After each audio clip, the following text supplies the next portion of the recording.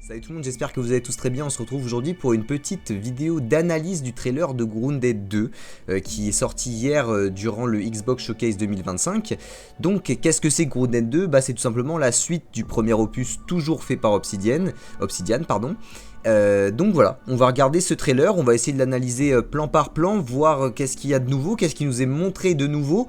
Et ensuite on en discutera un petit peu ensemble et on pourra voir quelques petites théories. Évidemment le jeu sort le mois prochain le 29 juillet en Early Access, donc disponible sur le Game Pass et sur Steam en Early Access. Il sera pas encore disponible sur PlayStation, je pense qu'il faudra attendre la sortie du jeu final. Et donc pendant pas mal de temps d'ici juillet, je pense pendant presque un an voire 2 ans, à part si le programme est différent du côté d'Obsidian, mais on aura à peu près tous les trimestres une mise à jour, peut-être un peu plus, qui va rajouter du contenu, rajouter des quêtes. Ça sera un petit peu comme pour le premier jeu, quand il est sorti au début, on n'avait pas tout, puis petit à petit on a eu de plus en plus de contenu jusqu'à la sortie finale. Donc voilà, je vous mets le trailer en description et après on reviendra un petit peu dessus ensemble. Bon, au final, je vais pas vous mettre le trailer maintenant en entier sur cette vidéo, tout simplement parce qu'il y a une musique qui n'est pas libre de droit, donc ce serait pas intelligent de le faire, mais en tous les cas, le trailer est disponible dans la description, comme j'ai dit juste avant, et nous, on va le regarder un petit peu plan par plan, voir les nouveautés, essayer d'avoir peut-être des théories sur ce qui pourrait s'y passer. En tous les cas, le début du trailer est super cool, on voit vraiment une amélioration graphique, et surtout, on comprend très rapidement où l'on se situe par rapport au premier jeu, et qu'est-ce qu'on va faire. Donc déjà là voilà une petite pub pour montrer un personnage qu'on a déjà vu, un jouet qu'on a déjà vu lors du premier opus qui était disponible dans le jardin du Dr Tully, mais je crois qu'il était un peu démembré, ça doit être une nouvelle version du jouet, et on voit avec le petit personnage derrière, donc l'enfant, l'amélioration des graphiques, enfin des graphismes, l'amélioration graphique, il y a une vraie amélioration. Au début on a vu en plus que c'était in-game, donc c'est super cool, hein. On voit que Obsidian et Eidos sont vraiment donnés pour améliorer le jeu tout en gardant la même DA, et on va le voir tout au long du trailer, mais la DA qui a fait un petit peu, je vais pas dire la renommée, mais qui a en tout cas participé à la renommée du premier, a été conservée, et c'est quand même super cool. On voit quand même que vraiment graphiquement c'est super bien amélioré tout en gardant cet aspect graphique super cool, et c'est sympa, c'est vraiment sympa, on peut pas le nier. On a un jeu vraiment à continuité comme on va le voir durant tout le trailer. Et d'ailleurs ce petit jouet donc qui est présent dans le 1 dans une tenue différente, là est dans une tenue un peu hiver, un peu froid, un peu toundra. Et ben on va voir qu'en fait la toundra, le froid, ça va vraiment être la nouveauté du jeu à sa sortie, puisque encore une fois le jeu va évoluer au fil du temps comme le premier opus, c'est à dire que on va avoir le jeu disponible en early access sur Steam et sur le Game Pass, et au fil du temps, au fil des trimestres, on aura des mises à jour qui vont rajouter du contenu. En tous les cas, ce qui est vendu lors de ce premier opus, comme on l'a vu dans le trailer et comme on va le revoir là plan par plan, et ben c'est vraiment cette zone froide, cette zone toundra, cette zone où il va falloir se préparer à tenir contre le froid, qui va être mise en avant, qui n'était pas disponible dans le premier jeu, donc c'est super cool. On va regarder ça ensemble. Voilà, toujours dans le truc un peu froid. Et juste après ça, on va voir donc un breaking news qui va nous parler des événements du second jeu, où est-ce qu'on se situe par rapport au premier, et surtout quel va être notre terrain de jeu. Notre terrain de jeu, ça va être ceci, le Brook Hollow Park. Pour vous la faire courte, pour vous raconter l'histoire, peut-être que vous n'avez pas compris en anglais, parce que j'ai mis les sous-titres en anglais là. Ce qui se passe, c'est qu'on se situe 2 ans après la fin du premier jeu, et on est à une cérémonie venant commémorer les événements du Dr Tully et de Burgle, les événements aussi qu'ont vécu les 4 jeunes enfants, qui ont pris 2 ans du coup, enfin adolescents. Et il y a une explosion qui arrive, qui explose tout simplement dans ce parc, et le jeu commence. Donc évidemment les gens, comme la journaliste, ne sait pas ce qui s'est passé, pourquoi il y a une explosion, et nous on sait bien que c'est certainement encore une fois Ominent, les ennemis du premier jeu, qui nous ont renvoyés dans ce jardin. Donc là on peut voir l'évolution en dessin de nos protagonistes, donc on voit qu'ils ont quand même bien grandi, ils ont tous un peu évolué, tout en gardant vraiment encore une fois leurs pattes, pour qu'on les reconnaisse, donc Oops, Max, Willow et Pete. Je trouve ça super sympa encore une fois qu'il y ait une petite évolution, hein, comme le jeu de base en fait. C'est pas juste une nouvelle mise à jour, c'est vraiment une évolution, on va le voir, hein. C'est un nouvel opus avec de nouvelles choses à faire. Donc voilà, nous on découvre maintenant notre nouveau terrain de jeu avec voilà, la voiture de police de Hominen. Donc on voit que c'est un peu la CIA, quoi, c'est un peu des services spécialisés. Et c'est parti, on rentre dans ce jardin, enfin dans ce parc qui a l'air d'être assez immense. Est-ce que ça sera plus grand que la première map, enfin la map du premier jeu. Je sais pas, parce que quand même la map du premier jeu est quand même super grande, elle a évolué avec le temps encore une fois, et là je pense que ça va être pareil. Je pense en fait que là on va avoir accès à quelques zones, mais pas à tout, et au fur et à mesure des mises à jour, jusqu'à que le jeu sorte définitivement, on aura le droit à l'intégralité du parc. En tout cas ça va être un kiff. Première image in-game réellement du jeu. Bah là on voit déjà un nouveau mob, c'est un petit papillon. On retrouve évidemment tout ce qui va être papier, boîte de jeux, enfin de jouets, boîte de bonbons. Donc ça, bah voilà, on n'est pas dépaysé, on n'est pas du tout dépaysé par l'aspect des plantes, l'aspect du jeu, hein. Ça reste vraiment la même pas de graphique, c'était je pense hyper important, tout en étant amélioré, c'est à dire que les graphismes sont quant à eux vraiment améliorés. On va passer le trailer en 4K pour que ça soit un peu plus beau par la suite, donc c'est super cool. Un petit papillon ici, donc top. On retrouve les éléments importants du premier jeu, hein, les pissenlits, juste après on va voir un petit pylône d'arrosoir, et on découvre réellement ces nouvelles zones, donc top, avec les fleurs pour les roses, bref. On connaît un petit peu si vous avez joué au premier jeu, si vous n'avez pas joué je vous le conseille réellement. La statue qu'on voyait tout à l'heure avec le pupitre et peut-être une zone qui sera jouable par la suite car elle a l'air d'être un peu surélevée. Donc si on prend la manière dont a évolué le premier jeu, on peut peut-être imaginer que cette zone sera disponible mais que par la suite. Petite abeille évidemment. Et voilà, déjà un nouveau mob. Après le papillon, et ben là on a la découverte d'un nouveau peut-être mini-boss. Je pense pas que ça soit un gros boss, mais un mini-boss. C'est donc le scorpion. On va voir qu'il est assez énigmatique parce qu'évidemment il a les deux pinces plus le petit dard, enfin je sais pas si on appelle ça comme ça, mais vous avez compris. Mais surtout la petite technique de rentrer sous la terre qui fait vraiment penser au fourmillon. Mais je pense qu'il fera plus de dégâts que le fourmillon. À mon avis ce sera un mini-boss de la même trempe que la veuve noire, même si la veuve noire elle est quand même très dure à tuer, on va se mettre d'accord sur ça. Mais la veuve noire, la punaise verte dans le premier jeu, je pense que voilà, ça sera dans cette même lignée là. Et peut-être qu'on aura un immense scorpion en tant que boss pour une première zone, on le découvrira. Et aussi un nouveau mob, la chenille. On a vu les papillons, évidemment il fallait bien une chenille. Donc peut-être que c'est pas une chenille, que c'est un nom particulier, je m'en excuse, je suis pas anthropologue donc je connais pas tous les noms des insectes. Mais ça m'a l'air d'être une chenille un peu venimeuse quand même, donc je sais pas si elle sera agressive, mais en tout cas à mon avis elle sera très compliquée à tuer. Et aussi évidemment je reviens dessus, mais on retrouve les éléments du premier jeu, je l'ai dit tout à l'heure, évidemment on n'est pas dépaysé, champignons, sève, bon, et branchettes, voilà, on retrouve les éléments du premier jeu. Et évidemment, on a vu trois nouveaux mobs avec le papillon. Et bien là, on a l'une des plus grosses nouveautés qui était attendue par la communauté de Grounded, dont je fais partie depuis bien longtemps. On pensait que ça serait ajouté dans le premier via une mise à jour, ça n'a jamais été fait. Bah non, parce qu'ils avaient réservé ça pour le second opus, c'est les montures. Et là, on peut voir que Max, qui a un petit peu grandi, est en train de monter une grosse fourmi rouge qui a l'air bien énervée. Et ça, c'est top, parce que ça va nous permettre d'aller plus vite, de peut-être faire des dégâts. On verra ça par la suite. Et on verra aussi qu'il n'y a pas que les fourmis qu'on peut monter. Donc ça, c'est quand même top. Évidemment, le retour des petites orbitelles et derrière les petites coccinelles. Bon, voilà, encore une fois, on prend énormément du premier jeu, histoire que les joueurs ne soient pas dépaysés, tout en y ajoutant évidemment du graphisme, quoi, de la nouveauté graphique, mais évidemment aussi du nouveau contenu. Et ça, c'est top, je pense qu'on va se régaler. Mais bon, on verra ça par la suite. Une nouvelle zone, peut-être pas forcément découvrable entièrement, mais peut-être qu'on pourra passer en dessous, peut-être à l'intérieur. En tout cas, voilà, une nouvelle zone, tout en gardant évidemment tout ce qui est design et direction artistique sur l'hot dog, la petite abeille qui n'a pas trop changé, enfin qui n'a pas changé. Et voilà la nouvelle zone qu'on va beaucoup découvrir, je pense que ce sera vraiment celle qui sera accessible lors de la sortie en Early Access le 29 juillet. Je pense que ça va être celle-ci, hein. Vraiment le trailer met un énorme accent sur un univers un peu froid. On l'a vu tout à l'heure avec le jouet qui était en tenue un peu toundra. Et bien là c'est vraiment la zone qui est la plus mise en avant dans ce premier trailer de Grounded 2. Évidemment le jeu sort en Early Access, donc je pense que ça sera celle-ci la seule disponible à la sortie. Mais je peux me tromper, j'en ai aucune idée, je travaille pas pour Obsidian, donc je peux pas savoir. Mais en tous les cas, voilà, donc une zone froide, ça nous change du bac à sable ou de la zone à charbon ou encore du laboratoire avec le gaz. Donc voilà, c'est une nouvelle zone, on va devoir certainement s'équiper pour survivre au froid. Il y aura peut-être des mobs qui sont uniquement dans cette zone-là, ça va être super cool, quelque chose encore une fois à découvrir tout en gardant tout cet aspect du premier jeu. C'est vraiment une évolution très logique et super cool. Donc voilà. Là, quand je parle d'évolution graphique, je pense que on la voit, c'est-à-dire que bah, le jeu est encore plus beau que le premier, quoi. Il est encore plus beau que le premier, et déjà les reflets dans le premier étaient beaux, le crépuscule était beau, les rayons de soleil, mais là ça a l'air d'être insane, et même là la façon dont la lumière est reflétée est super sympa, donc voilà.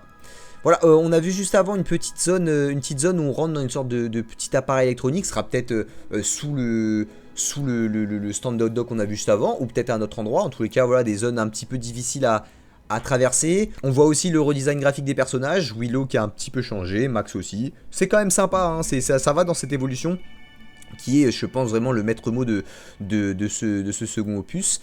Une zone souterraine un peu habituelle, on va dire, du premier jeu. Évidemment, hein, on va retrouver des sortes de fourmilières certainement, où on va devoir s'aventurer. Comme ils sont en mode sneaky, en mode accroupi, est-ce qu'on doit être discret? Est-ce qu'il y a quelque chose à éviter? Ou est-ce que c'est juste pour le trailer? Bon, on le découvrira. En tout cas, là, on n'a pas assez de choses pour pouvoir en dire plus. Mais par contre, on peut voir que l'éclairage est quand même vraiment beau, hein. Une zone dans les arbres un peu comme la zone de la haie, avec ce qu'on peut voir, c'est évidemment le redesign de tous les personnages, mais aussi des nouvelles armes, l'épée que tient Pete, le petit marteau que tient Oops, et le bouclier juste ici.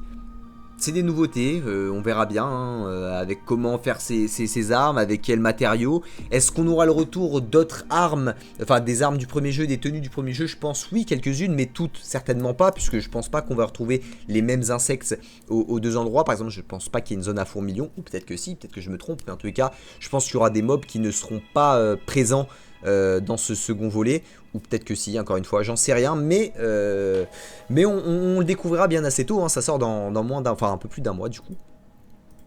Ici voilà hein, une nouvelle petite image de cette nouvelle zone où on voit que les choses ont gelé, on voit que Oops a une tenue bien particulière, on va la voir juste de plus près juste après, voilà. Elle a une tenue bien particulière certainement pour s'adapter au froid. Bon par contre Max l'a pas, il a une tenue de fourmi rouge pour porter plus de matériaux. Donc peut-être que c'est plus tard qu'il faut cette tenue, j'en sais rien, mais en tous les cas on voit bien qu'il y a une tenue qui va être nécessaire pour s'habituer au froid, donc ça c'est super cool. On voit aussi là une sorte de nouvelle arme, un katana qui ressemble pas à celui du premier opus, et aussi un bâton magique certainement. Peut-être qu'il y aura une évolution de l'aspect de la magie dans ce second volet, ça serait quand même top. Et évidemment tout ce qui nous emmène vers cette zone gelée, c'est top quand même. Voilà, donc là on saute dans cette zone gelée, hein. Quand je l'ai dit que l'accent est mis dessus, c'est vraiment, je pense, la première zone disponible, et je pense que ça sera pendant peut-être un trimestre entier la seule zone qu'on aura à découvrir avant de faire des retours au fur et à mesure du jeu aux développeurs. Et là on retrouve donc notre ami le Scorpion qui, je sais pas trop, il m'a l'air d'être un petit peu différent, peut-être pas de celui qu'on a vu au début du trailer. Mais ce qui me fait dire que c'est pas un boss à proprement parler, comme par exemple la reine des monstres dans le premier opus, ou la menthe religieuse, ou la reine des guêpes, bah c'est tout simplement que en fait voilà, il y en a une qui est décédée derrière, donc je pense que c'est un mini boss. Mais là on peut voir surtout qu'elle a l'air d'être chargée d'énergie, comme on peut voir dans le premier jeu après la passation de NG+. Donc est-ce que là les mobs vont dès le début être pleins d'énergie à certains moments, enfin vous savez ce que je veux dire, de science brute, voilà, de science brute, ou est-ce que c'est un NG+, enfin ouais, il y a un petit peu de mystère. Ça me paraît assez fou qu'on ait déjà l'accès au NG+, donc peut-être qu'on aura des mobs qui ont déjà de la science brute en eux dès le début. On le découvrira bien assez tôt. En tous les cas on voit qu'il y a deux scorpions, et que les combats ont l'air d'être toujours pareils, mais kiffants, avec cette nouvelle arme, pareil, cool, hein. Elle a l'air badass, hein, une sorte de machette, vraiment badass, avec une parade, et on voit les petits effets. Ici on a un petit papillon qui vient se battre contre nous. J'imagine quand même que le papillon c'est pas un mob agressif, mais qu'il faut l'attaquer. Et on peut regarder un petit peu derrière, voir si on voit des petites choses. On voit une sorte de petite haie avec une corde, les nouvelles tenues, donc là une sorte de petit bandana, le bâton qui a l'air d'être magique, et ici une sorte de casque avec un nouvel arc. Beaucoup de nouveautés quand même, tout en, et je me répète une nouvelle fois, en gardant tout ce qu'on connaît. C'est-à-dire que là, si on prend ce screenshot là et qu'on le met à côté du premier, on voit quand même une amélioration graphique, mais ça pourrait être le même jeu d'une certaine manière. Mais évidemment, nouveau mob, nouvelle tenue, nouvelle façon de se battre, c'est top.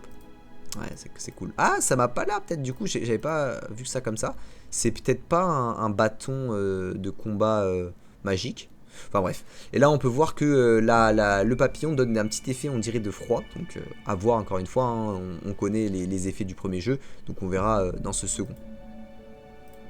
Là, une nouvelle technique d'orbital, c'est-à-dire qu'on connaît les orbitales, on sait comment se battre contre elles, et là on voit qu'elle fait une sorte de bouclier avec ses toiles, et on voit que là il y a une sorte de timing peut-être avec les attaques de Oops, donc pareil, voilà, s'il y a une histoire maintenant de timing, ça sera peut-être encore mieux pour le jeu. J'ai vraiment hâte de voir comment ça va se passer les combats. Je kiffais vraiment l'ambiance et la façon de se battre dans le premier volet. Donc j'espère que là ça va être encore plus, je dirais pas travaillé, mais qu'on aura des nouveautés. Genre là une question de timing peut-être pour pas juste la parade mais aussi l'attaque. Ce serait vachement cool. Peut-être aussi une mise en évidence un peu plus importante des points faibles. Enfin voilà, ça pourrait être vraiment sympa.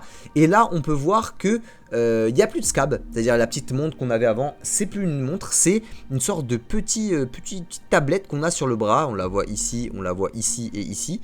Donc pareil, l'évolution du scab, je pense que ce sera un peu plus poussé technologiquement, on est 2 ans après le premier jeu, donc hâte de voir ce que ça va donner. Donc là voilà, on a vu des petits effets encore de froid. Évidemment, la possibilité d'avoir des montures, ça va être un game changer pour peut-être se battre si on peut avec. On va voir par la suite que je pense qu'on peut. Et même aller plus vite, ça va être vraiment cool. Toujours la présence de la science brute à récupérer pour certainement avoir des améliorations, tout à fait normal et logique. Le retour d'un grand arbre, donc qui nous rappelle évidemment celui du premier jeu, mais avec les montures, mais quel plaisir. En plus on voit que c'est assez détaillé, c'est pas juste Pete qui a le cul posé sur la fourmi, il y a vraiment un petit taf, enfin un petit taf, c'est costaud quoi. C'est costaud, et là on va arriver à un truc exceptionnel après la construction. Évidemment, je pense une amélioration de tout ce qui est construction, une facilité de la construction. On verra ça quand on aura accès au jeu. Pour le moment, c'est un peu compliqué de donner son avis sur des choses qui sont assez similaires. Là, évidemment, la monture, comment on va pouvoir gérer les montures, ça c'est trop stylé. Hein. C'est trop stylé déjà la nouvelle sorte de tenue abeille, il me semble. Mais c'est trop stylé d'avoir sa monture. Vraiment, ça va être un game changer. Un game changer. Là, la présence d'une menthe religieuse, avec la pomme de pin, la présence d'une menthe religieuse qui vient certainement attaquer la base. Et cette menthe religieuse, c'est pas un boss, hein. Là c'est pas un boss, je pense pas que ce soit un boss, je pense que c'est juste un mob qui doit spawner dans les parages et qui vient nous attaquer. Ça va être du costaud, ça m'a l'air d'être un gros monstre, ça va être du costaud ça. Ouais, on voit vraiment le retour de tout ce qu'on connaît, mais là...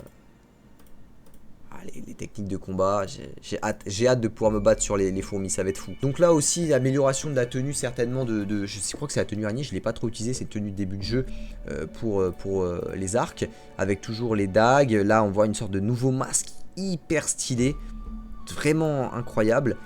Un nouveau bouclier coccinelle, un nouveau casque, certainement coccinelle aussi, et une nouvelle massue.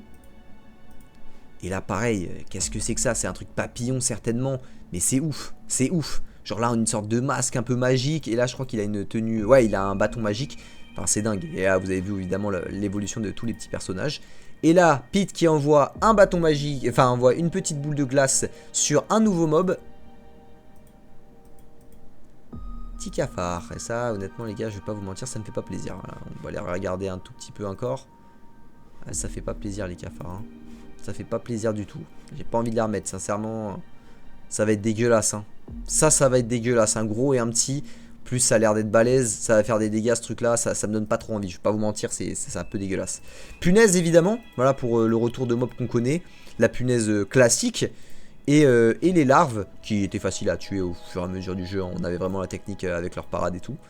Une sorte de nouvelle coccinelle, je sais pas si c'est une nouvelle coccinelle ou c'est juste une refonte, une amélioration graphique de la première coccinelle du premier jeu. Peut-être c'est une nouvelle, on verra bien. Ça m'a l'air d'être une nouvelle, mais bon, ça peut être aussi une amélioration. Ici, pareil, donc là on a un scorpion qui là est vert, tout à l'heure il était violet, donc je pense qu'il y a des scorpions assez nouveaux. Plusieurs scorpions, donc à voir leur tenue, tout ce qui nous cache ces petits scorpions, avec aussi nos montures pour se battre, vraiment cool. Hein. Voilà, vous voyez qu'il y a là c'est toujours le moment de parade, donc il sera peut-être mieux indiqué, mais pour l'attaque je pense que c'est un peu pareil. Et là quand même le gros banger, évidemment je vais d'abord mettre l'accent sur l'araignée loup qui est améliorée graphiquement. On voit les petits poils ici, il y a des poils sur les pattes, c'est dégueulasse, hyper amélioré, mais le truc qui est zinzin, c'est quand même le fait qu'on puisse monter sur des araignées, qu'on puisse monter des orbitelles. Ça, c'est quelque chose de dingue, parce que pour même monter peut-être sur les murs, il y a des possibilités de tisser des toiles, d'aller plus vite, enfin voilà, les fourmis c'était déjà un bon step, mais là monter des araignées, ça va être un banger, parce que si on peut monter sur les murs, même pour la construction en fait, c'est juste dingue. C'est juste dingue, c'est incroyable, c'est la dernière image de ce trailer, c'est ce combat entre les deux araignées. Ça donne vraiment envie, surtout vu l'amélioration graphique, vu le fait des petits ajouts comme ça qui sont super sympas. Enfin bref, ça a l'air ouf. Et évidemment, on peut se poser la question, si on peut monter sur les araignées et sur les fourmis, est-ce qu'on pourrait monter sur des insectes volants? Peut-être les abeilles, les guêpes. Et donc là, ça serait vraiment, encore une fois, un nouveau game changer. C'est-à-dire qu'une monture où on peut voler, dingue, juste dingue. On verra bien. En tous les cas, le jeu sort le 29 juillet en Early Access, comme j'ai dit plusieurs fois. Ça va être ouf, ça va vraiment être ouf. On voit ici, voilà, cette zone glaciale qui est mise en avant avec des nouveaux mobs. Papillons. Scorpion qui a l'air d'être un peu infusé de science brute directement, hein. Donc ça je pense qu'il va falloir faire très attention. Je pense que ce qui était disponible en NG+, dans le premier jeu va peut-être être directement là, parce qu'on voit que là il y a une petite antenne hominine certainement, donc peut-être que ça sera directement dès le début du jeu. Et la menthe religieuse. Bref, voilà, c'est tout pour cette vidéo. Elle est un petit peu longue, je vais essayer de la réduire au plus au montage, le plus possible. Mais ça donne quand même vachement envie. On a tellement de choses à découvrir. Je le découvrirai certainement en vidéo, en live. Donc bah voilà, comme je jouerai sur le Game Pass. Et on verra ce qu'on va découvrir ensemble. J'ai trop hâte, je vais pas vous mentir. Grounded 1, ça fait partie d'un de mes meilleurs jeux, mes jeux préférés. Je vous invite vraiment à le faire si vous l'avez pas fait. Et on se retrouve certainement un peu avant le 29 juillet pour rediscuter du jeu sur cette même chaîne. Et le 29 juillet, le jour J, on se retrouve en stream et en vidéo pour découvrir Grounded 2. Voilà, c'est tout pour aujourd'hui, je vous remercie. Et n'hésitez pas à donner aussi vos découvertes, ce que vous avez vu que je n'ai peut-être pas vu dans les commentaires, et à parler de vos théories pour les choses qui vont arriver prochainement dans cette suite de Grounded. Merci à tous et à la prochaine.